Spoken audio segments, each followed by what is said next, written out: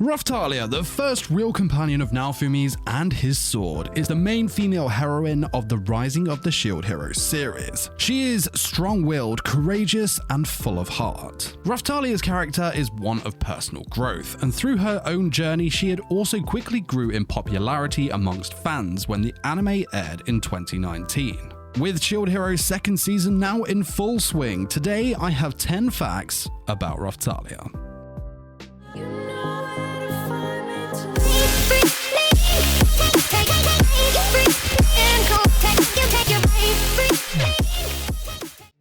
The young Raphtalia was bought as a slave by Naofumi, but little did she know that her new master would change her life forever. He cared for her like none other since her late parents. He cut her hair, bathed her, fed her good meals, and bought her clean clothes. These early days had such an impact on Raphtalia that to this day she still carries a few of the items that he had bought her, including her first sword, the ball that produced her first genuine smile in years, and also the flag that was atop of her first kid's meal. Raphtalia is without a doubt one of the strongest and most skilled fighters in the series. Some may argue that her strength and skill surpass some of the other legendary heroes in her world. Raphtalia's weapon of choice is a sword, and later on she goes to obtain illusion magic through her light and dark magic attributes. Through her continuous training, Raphtalia will go on to wield different types of magic and will even be able to channel her magic into her weapons and accessories, making her even more of a threat to her enemies. Raphtalia is a demi-human, a mixed-race demi-human at that. She is a raccoon and a tanuki. Raphtalia's body matures at a very quick rate when she begins traveling with Naofumi, and we find out through the show that this is because the demi-humans' bodies grow and mature as their levels do. This leads us to an interesting concept of what will happen if they lose their powers. First of all, is it even possible to lose one's level in the Shield Hero world?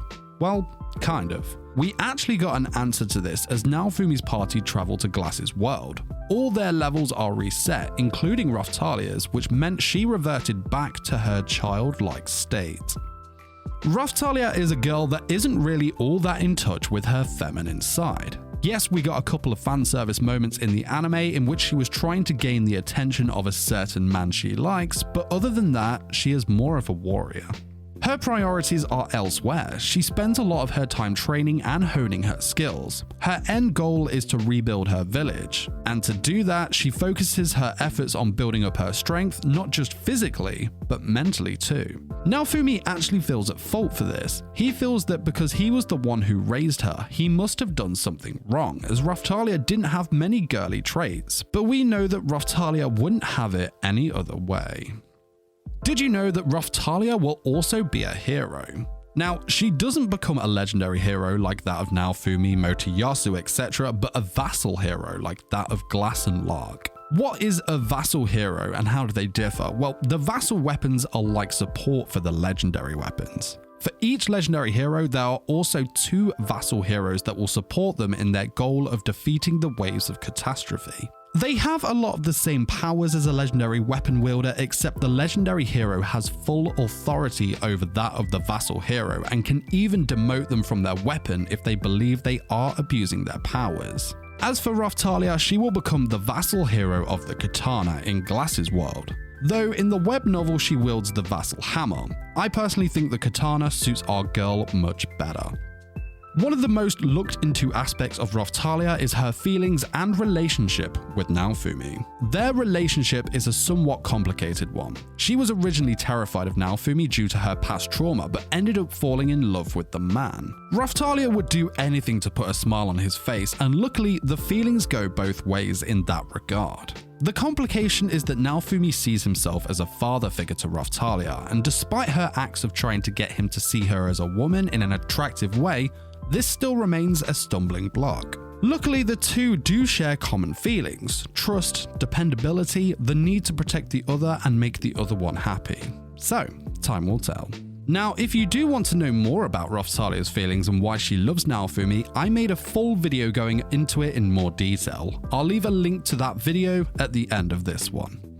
On the topic of Raphtalia and Naofumi, did you know that the two have a child together? Well, no, it's not a child, but a Shikigami or a familiar that was created and registered to both of them. Raphchan was created using Raphtalia's hair and Naofumi's blood. And due to being born from Raphtalia's hair, Raphchan resembles her in appearance, taking on the form of a combination of a raccoon, the tanuki, and a red panda. The personality traits are split between those of Raphtalia's and Naofumi's. Raphchan was created by Naofumi when the pair was split up in Glass's world as a way of helping to track Raphtalia's whereabouts. As such, Raphchan is very affectionate of Naofumi, which again is a trait of Raphtalia's. Upon finding out about Raphchan, Raphtalia didn't know what to think of it. It is said that she has a strong dislike for Raphchan due to the said affection with Naofumi and the fact that she didn't know what to think of the Shikigami being based off of her own genes. Raphtalia's Japanese voice actor is Asami Seto. 盾の勇者様の加護で今より格段に能力が向上しやすくなると思います。 She was born on the 2nd of April 1993 and is currently affiliated with Star Crew. Asami has had many roles from 2011 to present day. Some of her roles include Nobara Kugisaki in Jujutsu Kaisen, Akira Mado from Tokyo Ghoul, Mai Sakurajima in Bunny Girl Senpai, and more. And an interesting side note here about her role as Mai. Rascal Doesn't Dream of Bunny Girl Senpai was a huge hit in the fall 2018 season, which was before Shield Hero's release in the winter 2019 season. The VA for Mai's love interest, Sakuta Azusagawa, would also go on to voice Raphtalia's love interest, Naofumi. Raphtalia's English voice actor is Erica Mendez. I just want to say that I'm truly grateful and honored to have met you. She is an American voice actress who voices English dubs for Funimation, Bang Zoom, and Studio Polis. Before becoming a VA, she studied graphic design in college for 3 years. Erica has also had many roles spanning from 2010 to present day. Some of her roles include Megumin in Konosuba, Puck from Re:Zero, Diane in The Seven Deadly Sins, and more.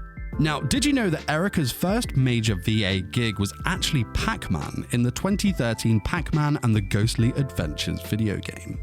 Remember the old lady kicking ass in one of the waves in season 1? Well, she is actually a lot more relevant than a little laugh. She will go on to teach Raphtalia a fighting style known as Hengen musso, which will make Raphtalia a very fearsome opponent indeed, as this fighting style further enhances her current abilities as well as being a style that is known not to lose. Hengen musso is a fighting style that was designed so that ordinary people could help fight against the waves without having to rely on those with greater power, such as the legendary and Vassal heroes. This fighting style was destined to die out, however it has been passed down from generation to generation. Raphtalia is the current one who inherits and masters this fighting style.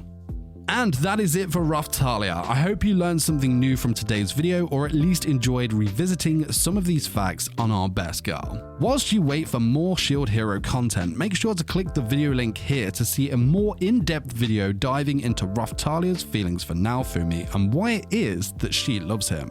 Until then, I'll see you soon. Peace!